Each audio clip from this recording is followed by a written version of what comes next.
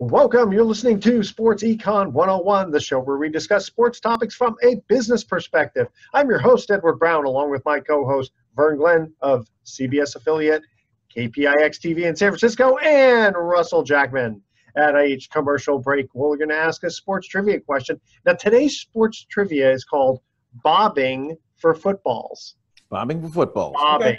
Okay, so it'll either be Bob or Robert. So that's okay. Because I was thinking bobbing for apples isn't the sport yet. No, bobbing for footballs. Yeah, that'd be kind of tough. To you, you probably have some trivia questions on bobbing for apples. Not yet. I will have to come up with some though, for sure. October. All right. So let's see here. In the next segment, we're going to talk about, of course, the last dance of The Last Dance. Man, I'm going to miss it. Man, I know. Yeah. I started almost like crying because it was like, what am I going to do now? I'm not going to have it. Well, they were giving hints about a Phil Jackson one. So really, okay. I also heard LeBron's going to be coming up with a docuseries about the Astros cheating scandal. Well, the one coming up this weekend is going to be on Lance Armstrong, the rise and fall and of his career, and really the death sentence that the sport of cycling got. Wow. Pretty interesting. Yeah, that should be. And then, at some point, someone's going to put something together on Kobe. That's just, if it hasn't happened in the works yet, it's going to happen. Also, I want to talk about, when we come back, a pair of autographed Air Jordans selling for $560,000. Game-worn Air Jordans from the 80s, I believe. Yeah, for half mil. 1985. Yeah? Well, that was his rookie year. Yeah, that's right. Shoelaces extra.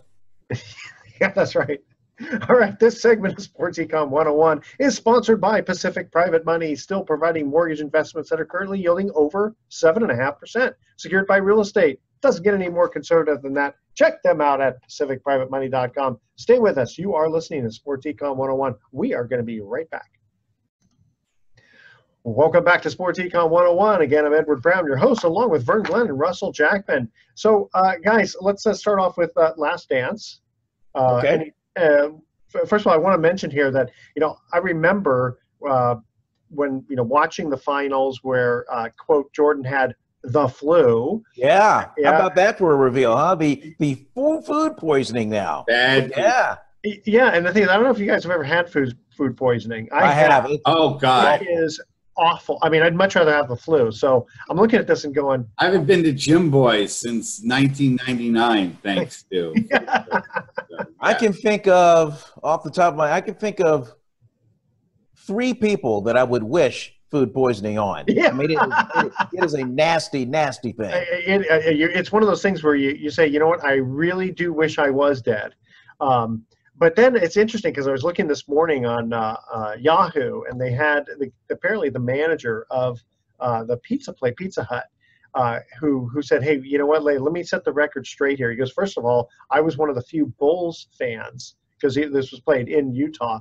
And he said, I personally made the pizza, and there wasn't 5 people delivering it. It was only 2 of us. And he says, there was no way I was going to make sure that, or I was going to make sure that there was no way that this thing was going to get poisoned. All right. So it's a case of he said. Yeah. I mean, and we've already seen episodes of The Last Dance where Michael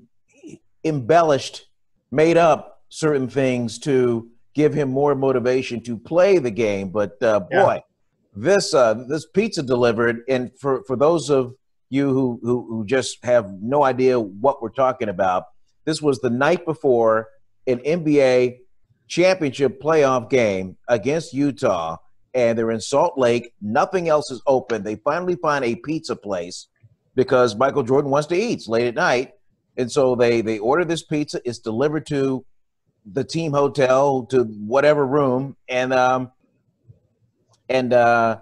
nobody else had the pizza but Mike. Michael ate the whole pizza. Yeah, see, I'm kind of thinking that maybe that had to do a little something, especially since he ordered extra pepperoni. Yeah, and then hours later, he's crawled up in a ball, chills, can't keep anything down, and turns out by Jordan's side of the story, it was food poisoning, although publicly it came out as, well, Michael's got the flu. We're having put him on IV to play, and he has this great game. Yeah, I got to think that IV must have had some superpowers in it, because that's the only way that you could get through food poisoning that quickly. Because he seemed to turn it on in like the second half, I think it was.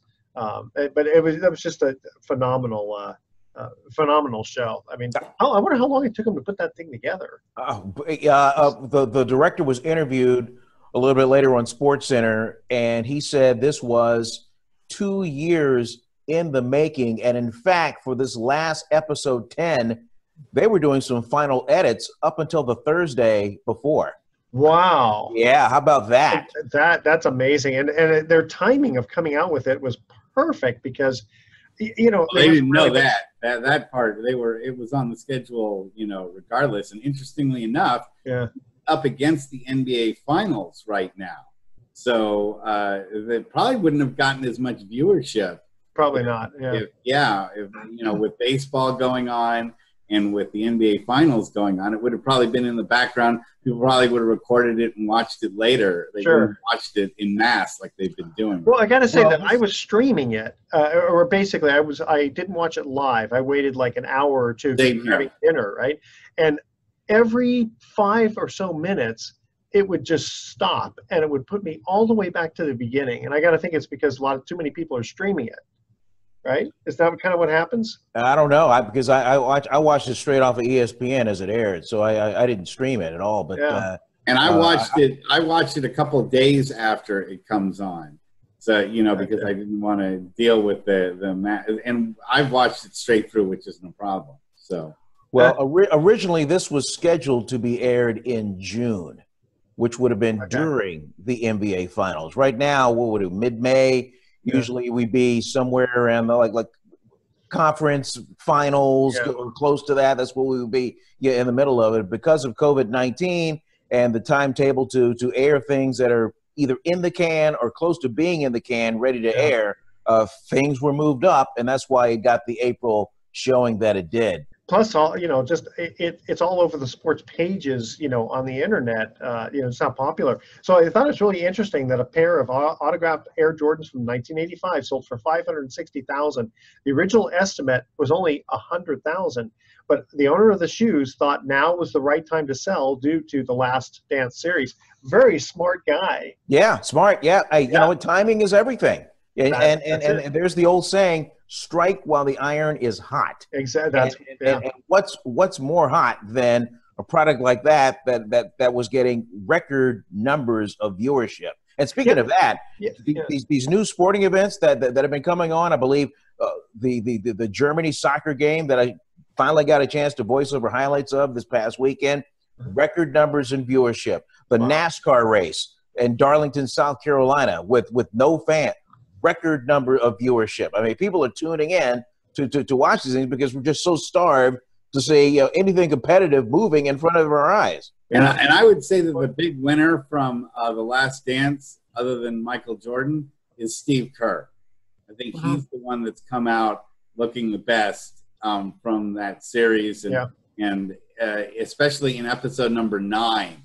That was my favorite episode of the 10. It was great. That was my favorite. Yeah, me too. And it really showed that Steve Kerr was, they don't talk about his coaching acumen at all there. Yeah. But you can see where his ability to work with difficult situations and difficult individuals came from, and why he is such a great coach. Because didn't Jordan take a punch from Jordan? You're a good coach. Wait, what's that?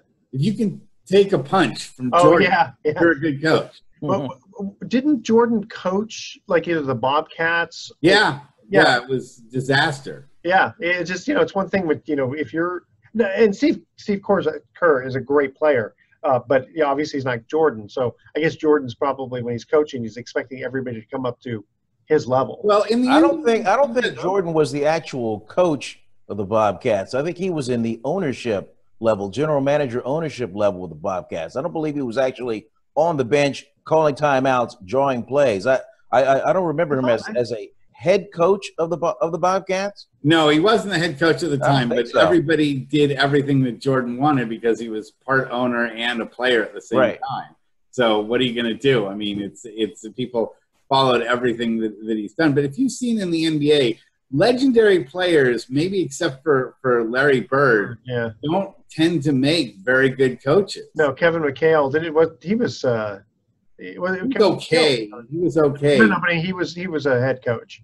Yeah, and he was all right, but he wasn't legendary. No, Phil Jackson wasn't that great of an NBA player, and he wound up being one of the best coaches of all time. No, Pat Riley though was very very good player. But he wasn't legendary. He wasn't. People don't talk about Pat Riley's playing days and go, "Oh my God, yeah, he was one of the best." Well, just because you're not talking 1966 against. We're not. We're talking about an age before cable. Yeah. Before that, but he was a very very good player for the Kentucky Wildcats and was a very capable. Look, if you get on an NBA floor, I don't care if you're the 9th or 10th guy, but you are great. If you get minutes in an NBA game where less than 1% of the world actually plays professionally, you're great. Yep. All right, guys, going to our first trivia question here. Talking bobbing for footballs. I was a Green Bay Packer for 7 of my 8 years and retired in 2000. I never made it to the Pro Bowl, although I caught 102 passes with 13 touchdowns from Brett Favre in 1995. Who am I? All right. So we're either talking, Bob, Rob, Robert, anything to do with that kind of a name. All right. So stay with us. You're listening to Sports Econ 101. We're going to be right back. All right. Welcome back to Sports Econ 101. Edward Brown here, Vern Glenn over there, Russell Jackman right over there. First trivia question was, we're talking bobbing for footballs. I was a Green Bay Packer for 7 of my 8 years and retired in 2000. I never made it to the Pro Bowl, although I caught 102 passes with 13 touchdowns from Brett Favre in 1995. Who am I? Oof. What, Bob, Rob, or Robert? Are you talking? His name was Robert. He was a wide receiver. God, he might. Okay, not a river or a lake, but Robert Smith. No. Was a running back. What kind of body of water is another potentially? Rivers? No, that's what I said. Not rivers, not lakes, not oceans. Smaller. Stream? Close. Okay, I'll just give it to you. Robert Brooks. Robert Brooks. Robert Brooks. I think it was from Baltimore. He said he played 7 of his 8 years with Green Bay, so I'm not sure he played the last one with, but I don't know if he came from Baltimore. All right. We were mentioning before, we were talking about The Last Dance, and so here we go. LeBron is making a documentary series about the Astros cheating scandal.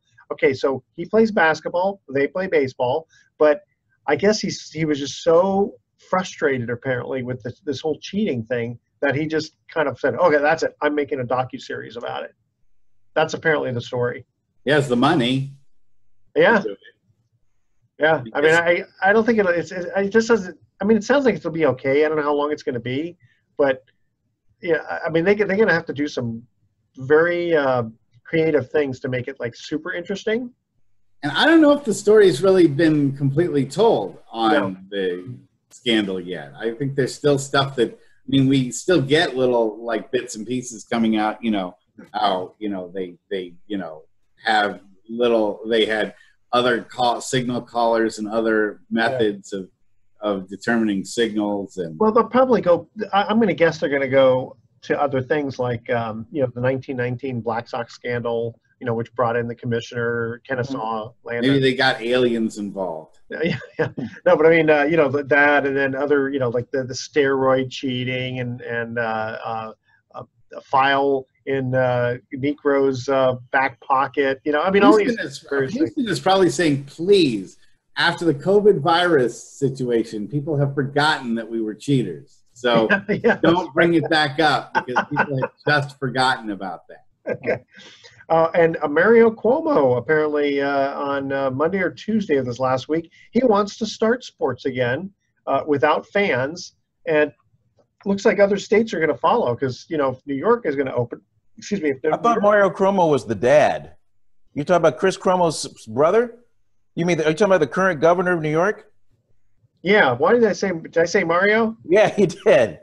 Okay. Well, one of the Cuomos. How's that? Okay. Mr. Cuomo. All right. Like the Gov. The Gov wants to open up, and to think of, New York has had, the largest of the COVID-19 issues, and yet, now New York wants to open up. So Well, I was surprised of all your topics that you had listed. The one that you didn't have listed is how the soccer team has had to apologize for having. This is cute. My wife's off camera. She's trying to relay some kind of a message to me. Okay. What it?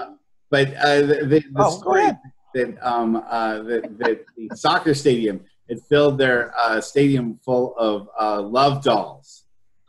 They had, yeah, that's right. I saw that. sex dolls in the audience, and they had to apologize for that. So I'm thinking a place like New York, they should be able to provide plenty of sex dolls to fill the arena if they need to. Well, I mean, how often do you get? What are you gonna do? Buy a mannequin or something? I mean, no one's having sex with the dolls. They're just having people in the audience without it being people, right? They still had to apologize Oh. for stacking the audience with, because quote unquote, they're all female fans. There were no male. Oh, that's right. Yeah, that's right. Well, Cuomo said he just wants to see his Buffalo Bills back on the field. So anyway, so he shows his allegiance that way. Does anybody want to see the Buffalo Bills? No, actually, Hey man, this is their shot. Now that Brady's gone from New England, I was just teasing. This is the Bills' big shot. Yeah. So I wonder how well the players are going to play. It's sort of like when you play in front of your home team. You have a little bit of an edge. What are they going to do with just like silent? I mean, I'm assuming they're not going to have. Well, here's something that I do have topical experience on, and that is wrestling is the first one to really do that, to do empty audience type performance. And wrestling is something that really reacts to a live audience more than, say, like golf or something like that. Or definitely golf. It's supposed to be quiet during the whole thing. And I think it's really negatively affected the WWE. The WWE has had some of their lowest ratings in history during this time period. There's another competing wrestling federation called AEW, All Elite Wrestling. And they never really worked in front of really big audiences. So they're used to working in front of small numbers of fans. And their show is actually doing better than the WWE's right now. Well, one of the things that WWE stands for, the E stands for entertainment, and so the whole thing is built to entertain the audience. And if you don't have an audience where you can feed off of, especially the energy, then it's going to have to take away from the script that was laid out to this arc, this story that WWE is trying to build and roll out throughout the course of the season. I can attest personally of having to work shows where the number of wrestlers outnumbered the audience. And no, it's not that funny because these guys travel long distance and their energy level goes way down and their performance also goes way down. Only the top notch professionals, the best ones that I've worked with, like a Christopher Daniels, or some of the other performers will give their 100% to an audience of like 25 or 30 people. Normally, that will just lower the energy so much. And when in a wrestling show, or even in like something like basketball or football, where you can hear the players actually talking to each other and calling out plays like that, it sort of gets rid of some of the mysticism that you normally get when you have the crowd noise in the background. It's funny. Even if aside from sports, I was thinking about even let's say theater. Plays. After so much time of not being able to get tickets, we finally saw Hamilton February, just before the virus, and I knew it had played like for a really fairly long time at this point. And to realize, I really can appreciate the actors, their theatrics, because, they're doing this every single day, the exact same wording, and they have to keep their energy up every single time. And same thing in wrestling. Yeah. Really, well, I mean, you're a paid professional. That's what you do. I mean, you have to have peak performance, and you have to do whatever it is that you can do to perform at a high level. That's one of the things Jordan was talking about why he doggedly works so hard in practice and gets on guys, because you need to be at a high level all the time when you're out there. Yeah. Well. And then last thing I have here for this segment is they're talking about football players potentially wearing surgical masks while playing next year. How is that going to help, really? I mean, if they're smashing into each other and holding on to each other, how is a mask going to, Well, they all wear gloves and they don't spit on each other. Some of them already have a shield, for at least part of the mask. Yeah, but the physical contact is all over the place, unless they wore like hazmat suits the entire time. Well, I'll constantly if you're totally long sleeve and you've got gloves on so that none of your skin is showing. But the physics of the fact that you're breathing out, even with a mask on, your mask isn't airtight. So that's true. That's true. That's a good point. And bacteria. Yeah, we're talking about head-on collisions 60 times in the course of a game, especially with offensive and defensive linemen banging against each other, and And I don't know how they're going to breathe. I mean, they'd have to make some kind of weird surgical mask so that you could, if you're a wide receiver and you're running quickly. I think the future there is going to be testing just before the game. I think they're going to have to do those quick tests on every player just before the game, and if anyone has any signs of COVID, they're just not going to be able to play. I mean, when you just like you're talking, Vern, linemen have to just run and stay pressed against another guy pretty much for the entire game. That's what linemen do. Yep. Right. And you can't just say to someone, well, be 6 feet away from each other. Yeah. That just there's no logic to that. Yeah, I vote for testing them before the game when they enter the stadium. Just a quick boom. And they have that with the fans coming in too. If there's some way they can do it fairly quickly. Well, it's going to be a long time for those. Yeah, I think it's going to be a long time. I mean, here's my question to you: how soon are you going to trust a mass public bathroom in an arena? How soon are you going to trust one? Yeah. I mean, even in my own house, I have to wear a mask when my wife sits next to me watching the game. Okay, second trivia question. Again, we're talking bobbing for footballs. I was a running back, then became a fullback with the Dallas Cowboys from 1972 to 1983. My number 44 cleared the way in front of the great number 33, Tony Dorsett, for many seasons. Who am I? Boom. I got an answer for that. You got this one. All right. Stay with us. Sports Econ 101. It's going to be right back. All right. Welcome back to Sports Econ 101. Again, I'm Edward Brown, your host, along with Russell Jackman and Vern Glenn. Second trivia question was, I was a running back. Then I became a fullback with the Dallas Cowboys from 1972 to 1983. My number 44 cleared the way in front of the great number 33, Tony Dorsett, for many seasons. Who am I? Robert Newhouse. That is correct. Oh, yeah. Very good. All right. Yeah, he was about 5-something feet tall and about 5-something feet wide. He was a tank. Quite a powerhouse. Let's see. Yeah. 72. So he joined them right after they won the Super Bowl against Miami. But he did win one of – So then when they beat the Broncos in 77, he would have been with them. Yeah. There you go. Okay.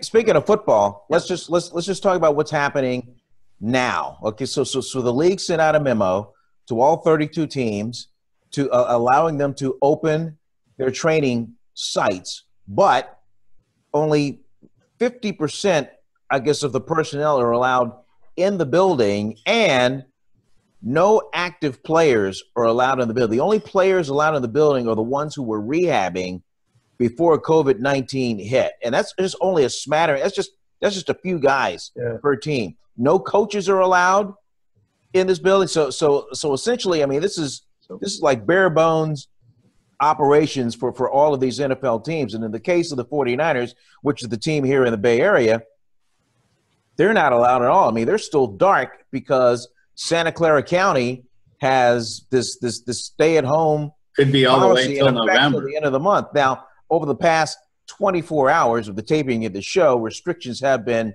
softened a little bit in Santa Clara County, but for all practical purposes, 49ers are dark for a while. Yeah, and I'm just wondering, like, how the game is going to be affected because everybody is at a stop. You know, nobody has been training at all. Nobody has had any kind of workouts of any type unless they've been able to do it at home, but certainly no football-related stuff unless they've been throwing passes with their kids or something like that. Well, there have been, but per team, there have been some voluntary organized workouts. I know Tom Brady and some of the receivers have been working out at a high school in the Tampa area. So like that. I mean, those kind of things have been going on. And most of these players are staying in shape somehow, some way. The ones who have a lot of money are pretty much set up at home with their own workout regimen and their trainers via Zoom or whatever. They're doing something to stay in shape. Football shape, that's a whole different story. Yeah. Exactly. And so to get in football shape, Mr. Jackman, he's got a good point. How are you going to get these guys together in some sort of camp kumbaya situation where playbooks are handed out, practices go underway, where same thing is just repeated over and over and over and over again before you can start playing preseason games and then actual NFL games? How is that going to be worked out? And then how's that going to be worked out with the Players Association? Because these player reps, although, they want to play, there's also the concern of health. And I think the COVID-19 testing, I think, will help to that. But we've never in all of our lives seen. I mean, one of the nicknames of the NFL is the never-ending football league. Yeah. And that's because these guys are always practicing. They're always the season never really ends. We've never had sports come to a flat-out stop. Yeah. And in the NBA, I think their players do have time because the season's so long, and same with Major League Baseball, is that there are players that get away from the game. They spend at least a couple weeks not doing anything about it. Mm-hmm. With the NFL, a lot of times right after the Super Bowl, you have teams calling up for practice and getting ready to for the next season. And especially right after the draft has happened, you have teams really intensely starting to practice and trying to redo their chemistry. With all the free agent changes and drafting going on, the NFL needs more uptime to get coordinated than any other sport. Yeah. So I wonder when things get, quote, back to normal, if they're going to have like any asterisks next to any records that get broken or anything, because it's going to be a whole different animal. Oh, yeah. I mean, you're going to have 80 game, and Major League season. You might only have we don't even know what we're doing about the NBA 2019-2020 season. There still hasn't been an announcement as to, is that season over with? Are they going to do a playoff thing? Are they going to have 5 games to warm up? Do you take those 5 games that are possibly warm-up games and you add them to official statistics? Because, my God, people are going to probably be shooting like 25% from the field. I don't think – yeah, exactly. I don't think they're going to – my feeling is that they're not going to cancel it because they were so far into it that they're going to have some maybe shortened playoffs, and there will be a champion. I'd be very surprised if they just cancel. They don't have much time for it. That's the other thing. Is if they want to try to keep a schedule for next year, as we pointed out, the NBA Finals would be coming up in like another week or so, and with you don't even have the playoffs started. How long is it going to take for you to hold an NBA playoffs and finals, unless you do maybe 2 out of 3 games? I was going to say you could shorten it instead of 4 out of 7. Yeah, do 2 out of 3. Well, there's your record book being thrown into the there you go. That's when you put the asterisk in. I'm thinking about, let's say, next year. But let's say in 2021, everything is back to normal. I don't know if that's enough time for, like you said, players to get in shape for all the sports And you might have a situation where, wide receiver ends up, gaining 300 yards in a game because, the defensive backs are just not prepared. I don't think that's the case. I think you're going to have wide receivers gaining 20 yards a game. Okay, whatever it is, it's like, those kind of, whatever the records are, will they have an asterisk on them specifically because it's an anomaly. I don't think anyone's going to set any records. I think that the statistics are going to be so low because people are so uncoordinated team-wise that you're going to see, a 7-3 football game is going to be maybe normal, and a 55 to 60 point NBA game might be, return back to the 1998 type scoring. That was one thing that they were talking about, and it sort of reminds me at The Last Dance is how horrible some of those final scores were. Yeah. For the Bulls games, we kind of forget how dominant defense was back then, and a 75-point final score was not out of the question for a lot of these teams. I mean, we're talking. Well, the game has changed now, Mr. Jackman. It's all about offense. The 3-point attack there's so much more of an emphasis on that now, and you can't hand check anymore. You used to be able to, and in the Jordan era, I mean, things have just been augmented and changed. It's a whole different game now in the year 2020. But it's probably going to switch again because guys are now so off their game that I can't imagine guys coming back in and shooting 50% from the field.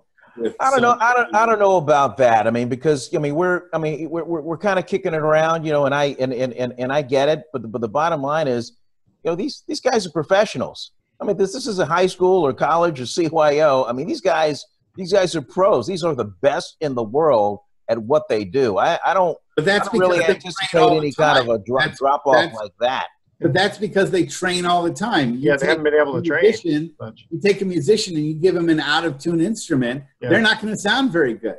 And one of the reasons why they're able to play at such a high level is because they stay performing at such a high level. And playing against each other. But don't you think once they get back to organized practices that kind of like riding a bike, it'll come back quicker than you think? I don't think so. I think that there's going to be a huge drop-off because they've never had 3 months off or longer when they worked as a team. Teamwork takes continuous work. You see this in The Last Dance, how, the Bulls really had to stay together as a team for those 3-year periods to win those titles. If they didn't have that much cohesion as a team, they wouldn't nearly have been as great as they needed to be.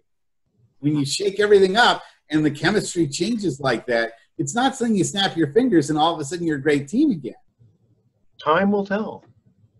Yeah, I think Mr. Brown is time will tell. I mean, what do we really know until they get out there? No, I think it is. And between the three of us, what do we know about being a professional athlete? Well, really, I'm just guessing when I see how low the quality is of spring training games, preseason games, the preseason of the NBA, even though it's short, the quality of basketball is pretty bad.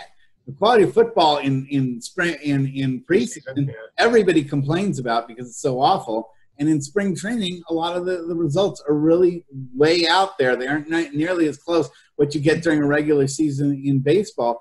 I think there's a lot to be said. That's why you have these preseasons, to get them coordinated. Without something like that, and going 2 months, we've never seen a situation where people have been this far apart from each other for this long. Only during a strike season. 1994 baseball, a strike season. It wasn't good. It was really bad baseball. In fact, they're saying that's one of the great what ifs of all time. Is if there hadn't been a baseball strike, would Jordan have continued to play baseball and maybe would have never come back to the NBA? Major motivation still would have. So towards him coming back. He was decent as a baseball player, but not, of course, there's a lot of guys who are like, struggling in baseball. In fairness to Jordan, okay, he career 210 hitter, something like that. Yeah. For a guy with that little pro experience to be able to hit 210. Oh, yeah.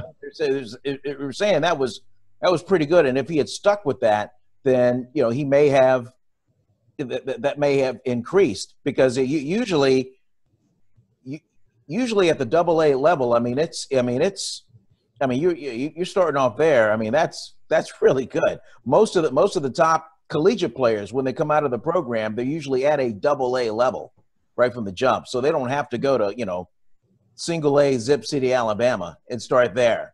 But how much of it had to do with the fact of just Jordan being Jordan with his name?